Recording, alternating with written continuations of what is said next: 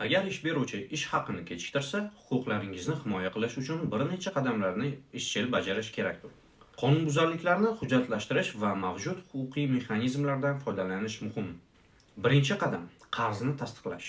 Avval siz qarzning haqiqati va miqdorini hujjatlashtirishingiz kerakdir. Buning uchun siz quyidagilarni o'rganishingiz shartdir. Birinchi o'rinda mehnat shartnomasi, ya'ni ish haqqi va to'lov shartlari bo'yicha bo'lim va barcha davrlar uchun to'lov varaqalari hamda ish vaqtini hisobga olish varaqasi, mukofotlash to'g'risidagi buyruqlar agar mukofot ish haqqining bir qismi bo'lsa. Agar sizda hujjatlar bo'lmasa, ularning nusxasini ish beruvchidan so'rashingiz mumkin bo'ladi.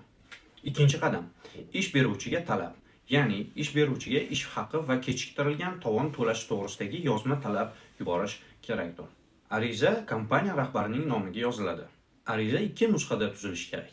Ish beruvchiga bir nusxasini bering, ikkinchisiga qabul qilinganligi to'g'risidagi belgi qo'yishini so'rang va uni o'zingiz bilan qoldiring. Agar ish beruvchi arizani qabul qilishdan bosh tortsa, uni ro'yxatdan o'tgan pochta orqali yuborish mumkindir. Uchinchi qadam ishni to'xtatib turish. Ya'ni, agar to'lov muddatlari tugaganidan keyin 15 kalendar kunidan ortiq vaqt o'tgan bo'lsa va hali ham pul bo'lmasa, xodim ishni vaqtincha to'xtatib turish huquqiga egadir. Buning uchun ish beruvchini mehnat faoliyatini to'xtatib qo'yish haqida yozma ravishda xabardor qilish shartdir. Bildirishnomada ish haqqi 15 kalendar kundan ortiq kechiktirilganligi sababli ish to'xtatilayotganligi ko'rsatilishi va to'xtab turish boshlangan sana ko'rsatilishi shartdir.